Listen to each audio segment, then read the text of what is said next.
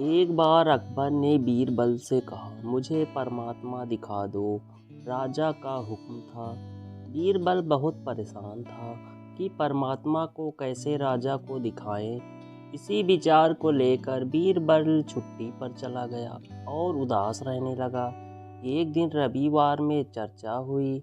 उदासी का कारण पूछा गया तो बीरबल ने बताया कि राजा ईश्वर के दर्शन करना चाहते हैं। बीरबल का बेटा बोला, कल सुबह मुझे आप साथ ले जाएं, मैं अपने आप राजा को दर्शन करा दूंगा।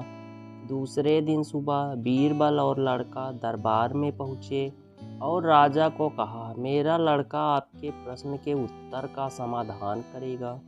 राजा ने सोचा, यह लड़का क्या समाधान करेगा। लड़का बोला, इस वक्त मैं आपका गुरु हूँ, मुझे उचित स्थान दिया जाए।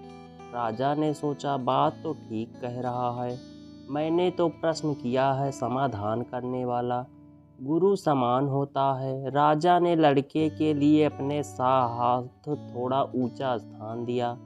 लड़का बोला, महाराज एक दूध का कटोरा मंगाओ। राजा ने दूध का कटोरा मंगाया। लड़का बोला, महाराज इस दूध में घी है। राजा बोला, हाँ है। लड़का बोला, पहले मुझे आप उसका दर्शन कराओ। राजा बोला, तू मूर्ख है, घी के दर्शन ऐसे थोड़े होते हैं।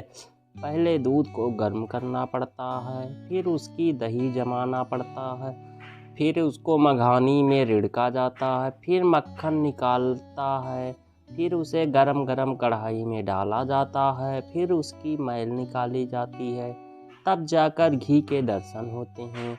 ऐसे थोड़े दर्शन होते हैं। लड़का बोला, यही उत्तर है आपके प्रश्न का।